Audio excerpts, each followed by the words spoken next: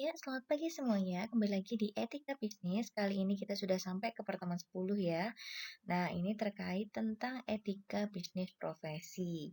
Nah, profesi kita ini kalau misalnya dilihat secara spesifik, ini kita lihat dari etika bisnis profesi manajemen dan akuntansi.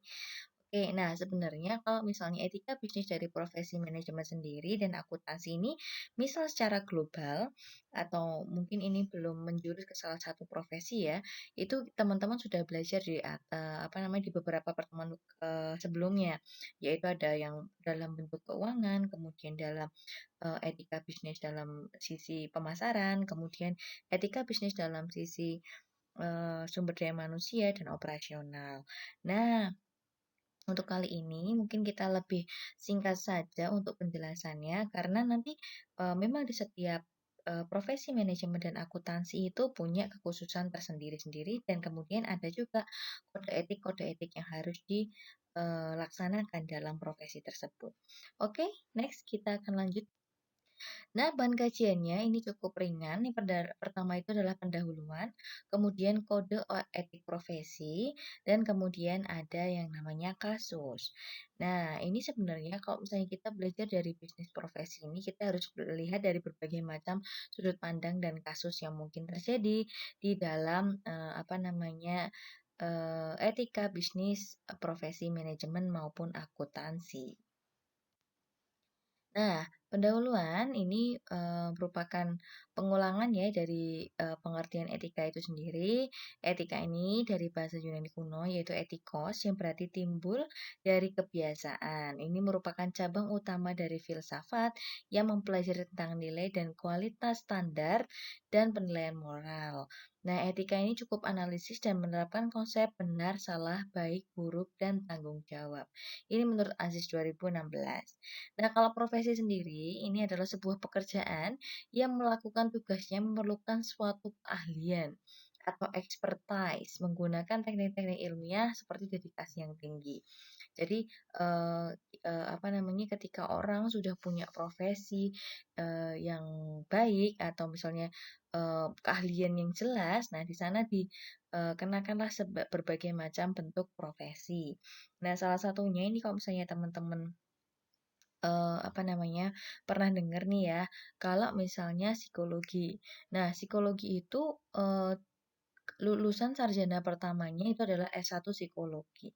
Tapi tidak berarti dia kemudian bisa nih melakukan, apa namanya, profesi terapi atau segala macamnya.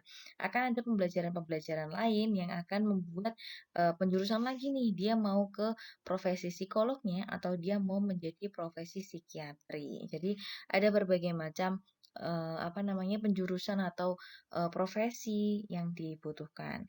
Begitu juga ini misal dalam akuntansi ya, untuk akuntansi ini nanti mungkin ada yang namanya PPAK, ini adalah etika profesi dari akuntan itu sendiri. Nah, di sana nanti, akan belajar yang namanya, apa namanya, standar-standar, apa namanya, standar kode etik yang harus dimiliki oleh, apa namanya, teman-teman akuntan, seperti itu. Kemudian kalau misalnya manajemen, dilihat dari mana, mungkin nanti kita bahas di bawah. Nah, kemudian ini secara, apa namanya, menyeluruh ketika kita mengatakan etika profesi ini merupakan sikap hidup, berupa keadilan untuk memberikan pelayanan profesional terhadap masyarakat dengan penuh ketertiban dan keahlian sebagai pelayanan dalam rangka pelaksanaan tugas berupa kewajiban. Ini menurut, Kaizer dalam Suwardi Lubis. Jadi misal kayak dokter, itu juga kayak gitu. Nggak mungkin dong tiba-tiba, apa namanya, dokter itu tidak apa namanya, dijuruskan menjadi profesi tertentu yang kemudian harus memberikan pelayanan profesional, seperti itu. Nah, kemudian kalau misalnya kita lihat kode etik profesi, ini merupakan suatu tatanan etika yang telah disepakati oleh suatu kelompok masyarakat tertentu. Nah, kode etik ini juga dapat diartikan sebagai pola aturan, tata cara, tanda, pedoman etis dalam melakukan suatu kegiatan atau pekerjaan atau profesi tersebut gitu ya. Nah, di sini kode etik ini merupakan pola aturan atau tata cara sebagai pedoman bertingkah laku, berperilaku, dan berbudaya. Jadi, kode etik ini sebenarnya sih sifatnya umum ya, maksudnya yang dilakukan oleh setiap profesi yang ada gitu. Tetapi cakupannya mungkin yang cukup berbeda sesuai dengan profesi masing-masing. Ya, tujuan dari TK profesi sendiri ini merupakan eh, memberikan jasa sebaik-baiknya. Jadi ini kayak kayak batasan ya, batasan untuk para profesional itu untuk memberikan sebaik-baiknya jasa untuk pemakai jasa atau nasabahnya dan juga untuk melindungi perbuatan yang tidak profesional. Jadi mungkin saja kita ini kan punya intensi ya untuk melakukan hal-hal yang bersifat curang. Nah, itu bisa jadi ketika kita tidak profesional dalam melakukan pekerjaan. Nah, dalam kode etik tersebut juga tidak hanya melindungi profesi kita atau misalnya kita nih, misal ketika menjadi hakim. Awalnya dari awal itu kode etiknya adalah tidak boleh menerima suap dan bla bla segala macamnya. Nah, itu adalah untuk perlindungan diri kita, semoga apa, agar kita juga tidak masuk dalam lingkaran suap itu sendiri, tapi juga melindungi orang lain untuk tidak tergoda melakukan suap. Seperti itu. Inilah salah satu bentuk etika profesi ya. Nah, kemudian manfaatnya ini memberikan pedoman bagi setiap anggota profesi tentang prinsip profesionalitas yang telah digariskan. Jadi ini hampir disepakati oleh sesama ya. Jadi bersama-sama membentuk yang namanya etika profesi. Kemudian, sebagai sarana kontrol sosial bagi masyarakat atas profesi yang bersangkutan. Kemudian, yang ketiga, mencegah campur tangan pihak di luar organisasi profesi dan tentang hubungan etika dalam keanggotaan profesi. Nah, ini menariknya di dalam etika profesi ini, untuk penyusunan kode etik profesi ini juga diwadahi oleh organisasi profesi. Jadi, apa namanya ini yang akan membuat semua profesi itu merasakan kesepakatan dan kesepemahaman bahwa mereka adalah salah satu dari anggota profesi yang bersama-sama sepakat menyepakati kode etik tersebut. Nah, kalau misalnya secara garis besar ya, prinsip etika profesi ini ada 4, yaitu tanggung jawab, keadilan, integritas moral, dan otonomi. Pengertiannya apa sih kalau misalnya kita lihat dari tanggung jawab nih? Etika profesi melihat sebagai tanggung jawab itu berarti melihat nih, seseorang profesional tuh harus bertanggung jawab atas profesi yang dimilikinya. Jadi kalau misalnya dokter, ya dokter berani dong kalau misalnya sudah dapat profesi dokter, berani nyuntik. Wah, itu wajib. Misal harus dilakukan oleh dokter. Kemudian ketika dokter itu melakukan apa melakukan pembelajaran spesialis bedah otak. Wah, itu kan bahaya banget. Nah, ketika tidak ada orang lain yang profesional dan tidak mampu untuk melakukan hal tersebut, maka tanggung jawab dari spesialis apa namanya bedah otak tersebut adalah untuk bertanggung jawab atas profesi yang sudah dipelajari dan dimilikinya. Jadi, ketika kita ada di dalam sebuah profesi, itu punya tanggung jawab tersendiri. Dan itu seringkali tanggung jawabnya lebih. Karena apa? Karena tidak semua orang bisa melakukan hal yang sama. Kemudian yang kedua adalah keadilan. Jadi di sini prinsip yang menuntut seseorang yang profesional agar dalam melaksanakan profesinya tidak merugikan hak dan kepentingan pihak tertentu. Misal nih kita contoh yang paling jelas ya, kita menjadi seorang apa namanya, akuntan publik. Nah, akuntan ini dipercaya untuk melakukan audit secara eksternal gitu ya, untuk mengaudit perusahaan. Nah, ternyata di dalam pelaksanaannya apa namanya, keadaan tersebut bisa terjadi transaksi di bawah tangan, kemudian adanya penggelembungan ataupun fraud atau apa namanya, pelaporan yang tidak jelas terhadap hasil auditnya. Nah, dan tujuannya adalah untuk merugikan pihak tertentu atau memenangkan pihak tertentu. Nah, itu dinamakan tidak adil. Jadi di sini titiknya harus selalu berpegang pada keadilan. Kalau misalnya salah, tidak ada bukti, nggih, ya apa namanya, tidak ada bukti pembayaran dan segala macam yang misal dalam neraca dan segala macamnya. Nah, inilah, apa namanya, harus dikatakan salah dan kemudian ada juga ketika titiknya benar untuk dilakukan, apa namanya, untuk didakwa sebuah kebenaran, maka itu akan menjadi titik benar. Nah, itulah yang dinamakan keadilan. Hmm. Kemudian yang ketiga adalah integritas moral. Seseorang yang profesional adalah orang yang mempunyai integritas pribadi atau moral yang tinggi. Jadi integritas moral ini adalah, seperti tanggung jawab terhadap diri sendiri gitu ya. Jadi kayak malu misalnya tidak melakukan hal-hal yang sepantasnya dilakukan oleh, profesi tersebut, ya. Jadi misal salah satu contohnya kayak tadi ada suap, atau gini aja yang paling mudah, endorse yang dilakukan oleh, apa namanya, artis-artis tertentu. Kemarin itu kan pernah ada ini ya, pernah ada kasus di mana artis-artis ini dituntut oleh jaksa umum, untuk apa namanya, bertanggung jawab bahwa, apa namanya, produk-produk endorse-nya dia itu tidak terjamin, kemudian tidak ber-BPOM dan segala macamnya.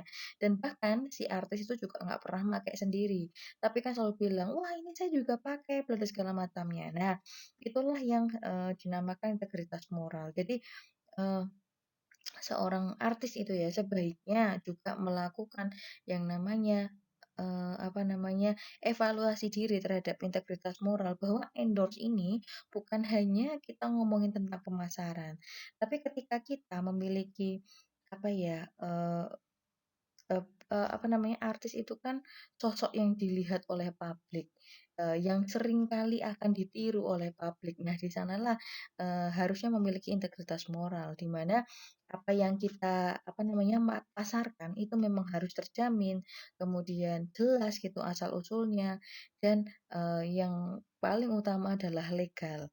Ya, dan yang kedua itu adalah sehat gitu ya, jadi tidak membahayakan orang lain. Nah, inilah harus integritas moral yang dimiliki oleh, para endorsement. Nah, kemudian yang keempat adalah otonomi. Di sini prinsip yang dituntut oleh kalangan profesional terhadap dunia luar agar mereka diberikan kebebasan sepenuhnya dalam menjalankan profesi. Jadi ada beberapa hal yang bisa dilakukan dalam ini masuk dalam, apa namanya, perlindungan juga dalam kode etik bahwa, misal nih, penagih pajak. Penagih pajak itu, apa namanya, eee, hanya diperbolehkan untuk share besaran pajak dan segala macamnya itu kepada orang yang akan ditagih pajaknya, seperti itu ya. Nah, ketika tidak, apa namanya, ketika, atau gini, kalau misalnya pajak itu agak sulit ya karena, sampai sekarang itu permasalahannya belum selesai atau belum jelas gitu.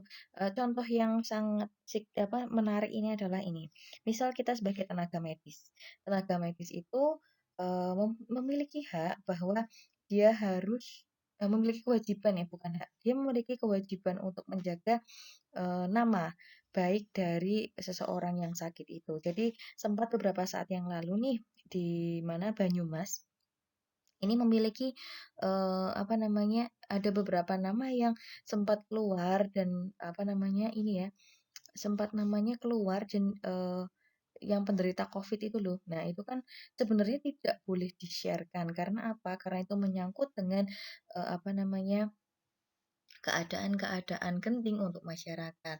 Namun sebagai tenaga medis berkewajiban sebenarnya untuk ngekip keadaan tersebut, maksudnya data tersebut. Nah, namun dalam menjalankan profesinya, eee, apa namanya, tenaga medis ini sangat diperbolehkan untuk, bertanya-tanya tentang keadaan apapun yang terjadi di dalam sana, untuk keperluan, apa namanya, pembelajaran lebih lanjut terkait dengan Covid dan segala macamnya. Nah, inilah disebut dengan otonomi karena punya cakupannya sendiri-sendiri. Nah, selanjutnya ini kalau misalnya kita ngomongin tentang profesi. Jadi manajemen itu misal nih, hampir mirip-mirip nih sama kayak akuntansi. Jadi manajemen keuangan itu bisa ambil yang namanya, eee, Certified Financial Planning gitu. Terus ada Certified Financial Budgeting dan segala macamnya. Nah ini, Certified financial accounting dan segala macam ini sebenarnya hampir sama semua. Jadi manajemen dan akuntansi itu bisa ngambil semua setelah teman-teman lulus dari S1. Bahkan sekarang aja kalau misalnya teman-teman mau nyicil, ambil ini juga bisa. Jadi nggak ada kesyaratan, selanjutnya. Kemudian untuk, dari manajemen sendiri ada manajemen sumber daya manusia. Nah ini ada sertifikasinya juga sendiri, ini teman-teman boleh cari aja nih nanti. Atau chat aja nanti ya, masukin ke forum, teman-teman tahu tuh manajemen punya sertifikasi apa aja sih. Nah, ini coba ada sumber daya manusia ya, ini yang merilis dulu namanya Pak Pungki Purnadi, sampai sekarang ini beliau masih berjibaku di dalam, dunia manajemen dan sumber daya manusia. Nah, kemudian ada manajemen pemasaran, ini, ada sertifikasinya, tapi saya nggak tahu ada gelarnya atau tidak, dan kemudian manajemen data analisis. Nah, ini adalah apa namanya, manajemen terbaru nih ya, yang sangat dibutuhkan karena perubahan pola pola bisnis gitu, yang seperti yang kemarin kita sudah apa namanya, jelaskan itu oleh apa namanya, narasumber kita waktu itu Mas Yuda, bahwa apa namanya, produk itu atau penjualan itu sekarang berbasis pada 3R. Apakah saja 3R? Nah, silahkan dijawab nanti di kuis ya. Oke, kemudian ada pengusaha. Kemudian ada akuntansi, auditor, dan pengusaha. Ini untuk akuntan. Nah, kemudian di sini ada sedikit tentang kode etik akuntan profesional. Ini yang teman-teman bisa belajar aja, dipublish oleh Ikatan Akuntan Indonesia. Ini ada sertifikasi profesinya. Dan kemudian di dalam kode etik ini isinya ada 3 bagian besar, yaitu prinsip dasar etika, akuntan profesional di praktik publik, dan akuntan profesional di dalam bisnis. Nah, di dalamnya terdapat berbagai bentuk kondisi yang akan dihadapi oleh akuntan selama menjadi akuntan ya. Nah, sesuai dengan sektor yang akan dijalani dan diwajibkan untuk memahami agar tidak terjadi kecurangan atau kesalahan dalam melakukan wewenang dan tanggung jawab selama menjabat sebagai akuntan itu sendiri. Nah, teman-teman yang akuntansi, kalau misalnya mau belajar-belajar, ini silahkan dicari gampang banget nih keyword-nya, kode etik akuntan profesional. Nanti kelihatan banget nanti dipublish oleh IAI atau Ikatan Akuntan Indonesia gitu. Jadi ini teman-teman kalau misalnya besok lulus S1 kemudian pusing, aduh aku kok masih nganggur ya. Oke lah, aku mau kuliah lagi 1 tahun untuk ambil profesional. Nah, inilah yang dinamakan sertifikasi profesi agar teman-teman paham bahwa akuntan itu punya penjurusan dan keahlian tersendiri. Nah, kalau misalnya etika profesi manajemen ini karena cukup umum ya. Nah, jangan cakupannya juga erat dengan profesi akuntansi seperti yang tadi dijelaskan. Nah, ini juga bisa diperoleh oleh manajer keuangan. Nah, etika profesi manajemen ini akan mempelajari juga nih adanya etika. Bukan berarti nih karena kita nggak punya profesi nih, para teman-teman manajemen itu nggak punya profesi, bukan berarti kita nggak ada yang harus diikutin, oh banyak malahan. Karena apa? Karena di sana kita pasti punya yang namanya kita bekerja di perusahaan gitu ya, pasti kita punya, kode etik perusahaan di mana kita bekerja. Kemudian tata cara dan segala macamnya sesuai dengan spesifikasinya masing-masing. Misalnya tadi sebagai manajer sumber daya manusia atau manajemen sumber daya manusia itu harus melalui beberapa dan segala macamnya. Oh, itu banyak sekali malahan. Jadi, ikatan-ikatannya cukup erat. Nah, dan utamanya itu adalah pelaksanaan kode etik dalam perusahaan itu sendiri. Nah, untuk teman-teman ini manajemen maupun akuntansi gitu ya, diharapkan juga mampu menjadi pimpinan dalam organisasinya sendiri, juga harus mengetahui tentang namanya bisnis beretika. Nanti kita akan secara lebih lanjut nih, kemarin kita udah bahas di pengantar bisnis, tapi nanti kita akan ke depan-depannya banyak banget hal-hal yang berkaitan dengan bisnis untuk dipelajari, kayak gitu ya. Nah, di sini salah satunya, kasus-kasusnya nih, teman-teman punya tugas buat cari, salah satu kasus yang ada di sini nih. Nanti teman-teman bisa copy ada URL-nya, kemudian teman-teman, apa namanya, kasih deh analisis, apa sih yang terjadi, kemudian kenapa sih kok bisa terjadi, dan bagaimana cara penyelesaiannya atau terbaiknya kayak gimana. Nah, itu teman-teman cari URL-nya sendiri, cari apa namanya, kasusnya sendiri dan kemudian, berikan analisisnya masuk ke assignment ya. Oke gitu aja. Jadi di sini kita fokus pada kasus etika profesi itu yang pertama suap, itu sudah ada contohnya tadi ya. Kemudian yang kedua adalah endorsement, itu juga sudah saya jelaskan tadi, salah satu contohnya. Jadi kok bisa misalnya kita mau cari lagi yang lain, it's okay. Dan kemudian yang ketiga ini adalah membuang limbah langsung ke sungai. Nah, kalau ini saya punya URL yang bagus gitu ya, jadi teman-teman bisa nanti, lihat aja di linknya untuk ada di Skalsa, kayak gitu. Jadi silahkan cari antara suap atau endorsement dan kemudian masukkan URL-nya dan tetap bikin analisis tentang membuang limbah langsung ke sungai yang sudah saya kirimkan di dalam Skalsa. Seperti itu ya teman-teman. Oke, terima kasih. Sampai ketemu lagi terkait tentang etika bisnis. Kita minggu depan akan belajar tentang etika profesi kesehatan. Ini cukup untuk sebuah pengetahuan buat teman-teman aja, kode etiknya apa saja, kemudian profesinya apa saja sih sebenarnya di dalam dunia kesehatan. Oke, nanti kita akan bahas di pertemuan selanjutnya. See you, terima kasih.